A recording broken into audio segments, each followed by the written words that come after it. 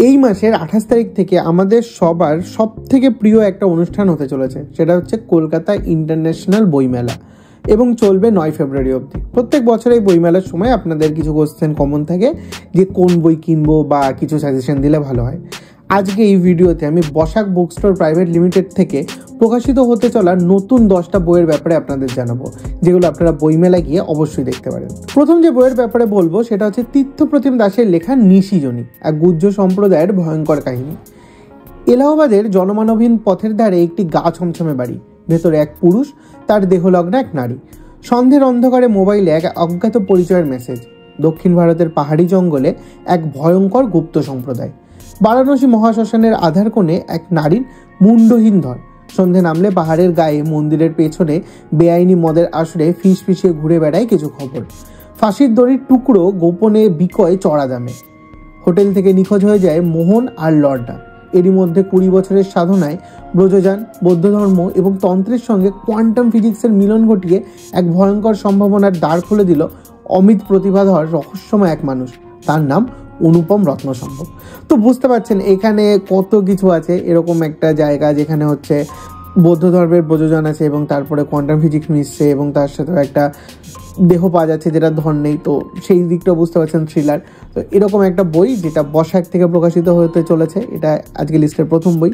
এর পরে যে বইটার কথা বলবো সেটা হচ্ছে সৌভিক চক্রবর্তীর লেখা ভয়প্রহর। এটা একটা গল্প সংকলন এবং এই গল্প সংকলনের প্রত্যেকটা ভাঁজে ভাঁজে লুকিয়ে রয়েছে ভয়। যখনই আপনি পাতা উল্টাবেন আপনার সামনে এরকম কিছু ভয় বা অস্বস্তি আসবে যেটা আপনার শীত দ্বারা দিয়ে অস্বস্তির একটা ঠান্ডা স্রোত বইয়ে দেবে। কখনো সেই ভয় আসবে কল্পবিজ্ঞানের মোড়কে, কখনো আসবে ডার্ক ফ্যান্টাসির মাধ্যমে, কখনো অতিপ্রাকৃত অচেনা জগতের সন্ধান দেবে, কখনো আবার হাত ধরে টেনে নিয়ে যাবে বিকারগ্রস্ত মনের গহীন আধারে। তো বুঝতে পারছেন কতটা ভার্সাটাইল ওয়েতে লেখা। গল্পগুলো যেরকম আছে প্রত্যেকটাই আলাদা আলাদা জ্বরের, এবং বইটা নিয়ে আপনারা দেখুন এবং বইটা নেওয়ার পরেই আপনারা বুঝতে পারবেন যে কেন এই বইটা সব থেকে আলাদা। এই বইটাও নেওয়ার জন্য আপনাদের পৌঁছে যেতে হবে বইমেলায়, Basak book store private limited স্টলে, স্টল নাম্বার 403। বইমেলাতে গেট নাম্বার 7 এবং 8 এই দুটো গেট দিয়ে ঢুকে আপনারা পেয়ে যাবেন 403 নাম্বার স্টল, এবং আমি ম্যাপটাও দিয়ে দেবো এই জায়গাটা যাতে আপনাদের খুঁজতে অসুবিধা না হয়। এরপরে যে বইটার ব্যাপারে বলবো সেটা হচ্ছে 700 ধরের লেখা রক্তাক্ত রাজদণ্ড। ইতিহাসের প্রতি পাতা যেন রক্ত, অশ্রু আর ধোঁয়াশায় মোড়া। পলাশির যুদ্ধের আগে এবং পরে বাংলার মাটি জ্বলেছে ষড়যন্ত্রের আগুনে, কেঁপেছে অত্যাচারে। সে সময় মুঘল সাম্রাজ্যের পতনের সুর বেজে উঠেছিল, আর বাংলার আকাশে ভয় আর মৃত্যুর ছায়া ফেলেছিল বর্গিল লুণ্ঠন। একের পর এক গ্রাম ধ্বংস হয়ে যাচ্ছিল। মানুষ যখন দিশেহারা তখনও কোথাও কোথাও শোনা যাচ্ছিল প্রতিরোধের সাহসী সুর। বর্গী আক্রমণ, নবাবী ষড়যন্ত্র, কোম্পানির লোভ, এগুলোর মাঝে কোথাও চাপা পড়ে গিয়েছিল কিছু কাহিনী। ভবাগিরি পাঠকের মতো সন্ন্যাসীরা হয়ে উঠলেন বাংলার বিদ্রোহের প্রতীক। লুণ্ঠন আর শোষণের ভেতরেও বাংলার বাঁচার এক অলীক স্বপ্ন দেখতেন সাধারণ মানুষ। কিন্তু বাংলার ইতিহাসে রয়ে গেছে এমন কিছু গোপন অধ্যায় যা আজও রহস্যে ঘেরা। এই কাহিনী সেই সময়ের যখন বাংলার মাটিতে গর্জে উঠেছিল ক্রোধ আর প্রতিরোধ, এবং সেই অস্থির সময়ের মাঝে দাঁড়িয়েছিল এক তরুণ রুদ্র। তাকে ঘিরে রহস্য, প্রতিশোধ আর অসমাপ্ত ইতিহাস। সিরাজের যুদ্ধের ধোঁয়া আর সন্ন্যাসী বিদ্রোহের আগুনের মধ্যে রুদ্র আবিষ্কার করে এক অদেখা দুনিয়া, যেখানে অতীতের ছায়া আজকের বাস্তবতাকে আঘাত করে। এই উপন্যাস কোনো নির্ভেজাল ইতিহাস নয়, এবং ইতিহাসে সেই অন্ধকার পথের গল্প যা বাংলার মানুষের রক্ত আর ঘামের সাক্ষী। একদিকে মোহনলালের সাহস, অন্যদিকে সন্ন্যাসী বিদ্রোহের ধ্বনির সঙ্গে মিলেমিশে তৈরি হওয়া এমন এক রোমাঞ্চ যা ইতিহাসকে প্রশ্ন করে আর সত্যকে খুঁজে বের করার সাহস যোগায়। এই বইটা প্রকাশিত হবে কলকাতা বইমেলা 2025 এই বছরই, এবং এই বইটা এতক্ষণ যেটা আমি বললাম বুঝতে পারছেন এটা কতটা একটা ইতিহাস আশ্রিত উপন্যাস হতে চলেছে। যদিও দাবি করা হচ্ছে নির্ভেজাল ইতিহাস নয়, অবভিয়াসলি সেটা হওয়াই উচিত। তো ইতিহাসের উপর, সেই সময়কার উপর একটা উপন্যাস, এবং পড়ে আমার বেশ ইন্টারেস্টিং মনে হলো, বা এই ব্লার্বটা দেখে যে মনে হচ্ছে যে বইটা হাতে নিয়ে দেখা দরকার। অবভিয়াসলি আমি তো বুক স্টোরে গেলে এই বইটা হাতে নিয়ে দেখবই, আপনারা গিয়েও দেখতে পারবেন। 403 নাম্বার স্টল। আর একবার মনে করিয়ে দিই, এর পরে যে বইটা আছে সেটা হচ্ছে শ্যামল ঘোষের লেখা উন্ননাভর মৃত্যু নেই। এই বইটাও এই বছরই বইমেলায় প্রকাশিত হবে। এই বইটা কি নিয়ে সেটা যদি বলি, কোভিড-19 পর কি আরও ভয়ঙ্কর কোনো ভাইরাস আসতে পারে? কাদের হাত আছে এই মারণব্যাধি ছড়ানোর পেছনে? তাদের উদ্দেশ্যই বাকি। পলাতক নাৎসি যুদ্ধ অপরাধীদের গোপন সংগঠন দ্য স্পাইডার আর ইসলামিক সন্ত্রাসী দল রুগ হাত মিলিয়েছে কেন?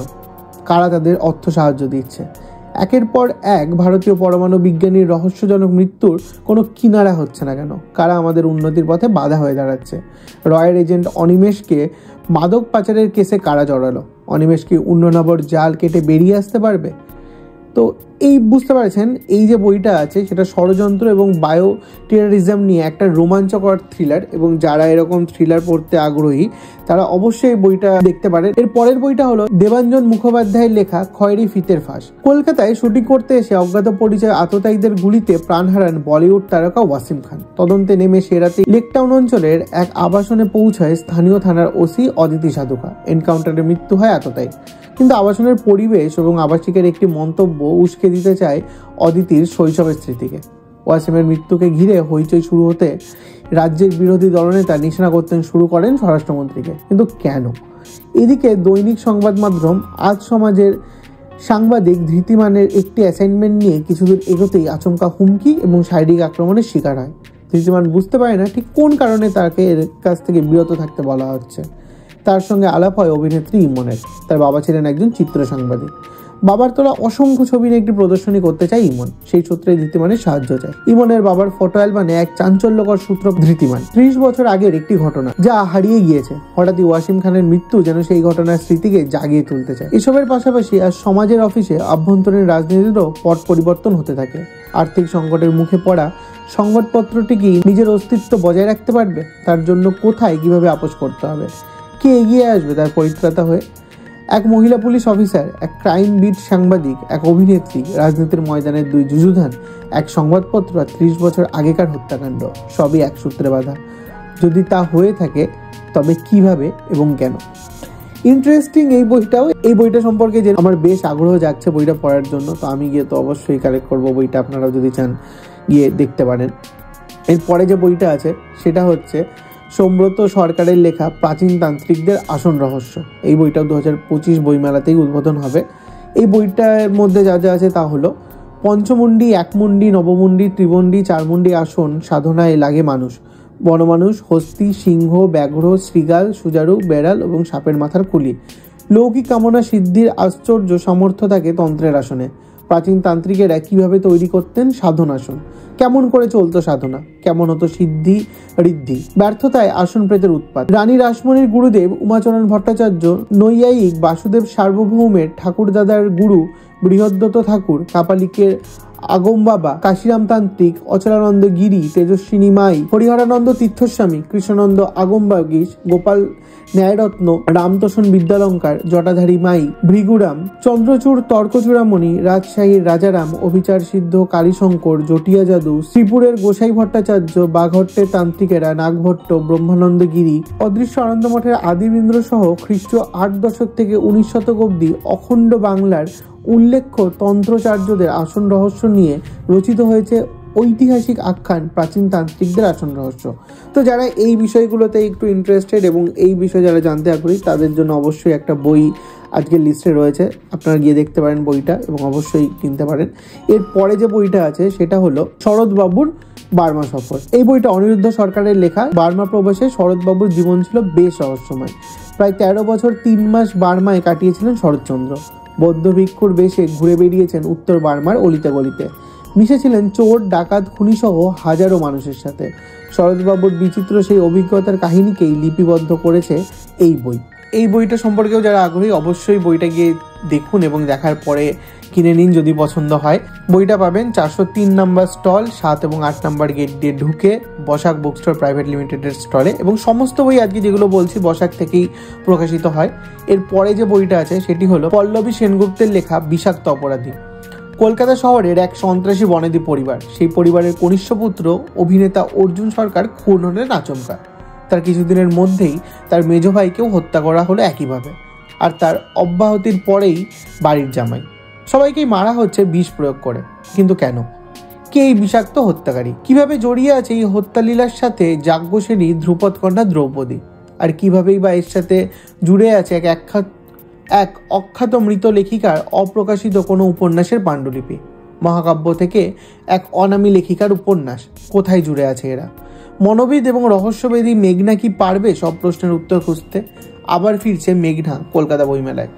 তো বুঝতেই পারছেন এটা একটা রহস্য উপন্যাস অর্থাৎ ডিটেকটিভ উপন্যাস, যেখানে একই পরিবারের পরপর 3 জনের মৃত্যু হচ্ছে এবং যেভাবে মারা হচ্ছে সেটা একই রকম, এবং এর সাথে কোথাও গিয়ে মাইথোলজিরও কানেকশন করা হচ্ছে। যারা এই ধরনের বই পড়তে আগ্রহী অবশ্যই এই বইটা দেখুন, একটা রহস্যময় ডিটেকটিভ বই। এরপরে যে বইটা আছে সেটা লেখক সুপ্রিয় লাহিড়ীর লেখা প্রেমজা। কিশোর কিশোরীর অপাবৃদ্ধ প্রেম থেকে যৌবনোত্তর পরিণত প্রেম, প্রথা বহির্ভূত অবৈধ প্রেম থেকে লৌকিক অলৌকিকের বেড়া ভাঙা প্রেম বা অপ্রেমের নানান স্বাদের 11টি গল্প এখানে সংকলিত হলো। প্রেমের কি সংজ্ঞা হয়? সে কি কোনো যুক্তি মেনে চলে? প্রেম মানেই কি শুধু নারী আর পুরুষ? প্রথাগত সামাজিক রীতিনীতিকে তাকে কি বাধা যায়, না তার বাইরেও কিছু? আর শরীর ছাড়া প্রেম হয় কি? প্রেম অপ্রেমে বদলে যায় কখন? প্রেম অপ্রেমে কি শুধু আমাদের দেখা শোনা ছোঁয়া জগতেই আবদ্ধ থাকে, না তথাকথিত লৌকিক জগতের ওপারেও পৌঁছায় তার অনুনরণ? এসব প্রশ্ন চিরকালীন, তাদের উত্তর আমাদের জানা নেই, কিন্তু এইটুকু জানা আছে এই সংকলনের গল্পগুলো এসব কিছুই মানে না। তো যারা এরকম একটা সংকলন খুঁজছেন যেখানে একদম টিপিক্যাল প্রেমের কথা বলা নেই, তার বাইরেও অনেক ধরনের প্রেম আছে যেগুলো আমরা জানি, সেগুলো সম্পর্কে এই গল্প রয়েছে, তারা অবশ্যই এই বইটা দেখতে পারেন। এবং আজকের এই ভিডিওর একদম শেষ যে সাজেশন আছে অর্থাৎ 10 নম্বর বই, সেটা হচ্ছে শাওনের লেখা এই বছর বইমেলাতেই লোহার অন্তর্বাস। সত্যি ঘটনা অবলম্বনে মেয়েদের নিয়ে গল্প, যেখানে দেশের মধ্যে এবং দেশের বাইরে বিভিন্ন সময়ে বিভিন্ন পরিস্থিতিতে মেয়েরা অন্যায়ের বিরুদ্ধে সোচ্চার হয়েছেন। তা কখনো নিজের দেশের জন্য, আবার কখনো নারী স্বাধীনতার জন্য। তার জন্য তাদের জীবনে নেমে এসেছে অশেষ দুঃখ এবং লাঞ্ছনা, এমনকি তারা কেউ কেউ এর জন্য মৃত্যুবরণ পর্যন্ত করেছে। তবুও তারা ভয় পেয়ে পিছিয়ে আসেনি, ন্যায়ের পথে থেকেছে। ছোট গল্পের আকারে এরকমই 10 জন মেয়ের জীবন গল্প ফুটিয়ে তোলা হয়েছে এই বইতে। তো যারা এই বইটি সম্পর্কে আগ্রহী এবং এই বইটা দেখতে চান তারা অবশ্যই চলে যান 403 নম্বর স্টল, কলকাতা বইমেলায় 7 এবং 8 নম্বর গেটের সামনে দিয়ে ঢুকেই বসাক বুক স্টোর প্রাইভেট লিমিটেডের স্টলে, সেখানে এই বইগুলো পেয়ে যাবেন। এর পরের দিন আমি আরও কিছু সাজেশন নিয়ে আসবো, যারা সেই সাজেশনও দেখতে চান এবং আমাদের চ্যানেল সাবস্ক্রাইব করেননি অবশ্যই সাবস্ক্রাইব করে দিন। ভিডিওটা ভালো লেগে থাকলে লাইক করে দেবেন। আজকের মতো এটুখানি, কি দেখা হবে পরের দিন পরের কোনো ভিডিওতে। ততক্ষণ ভালো থাকবেন, বই পড়বেন।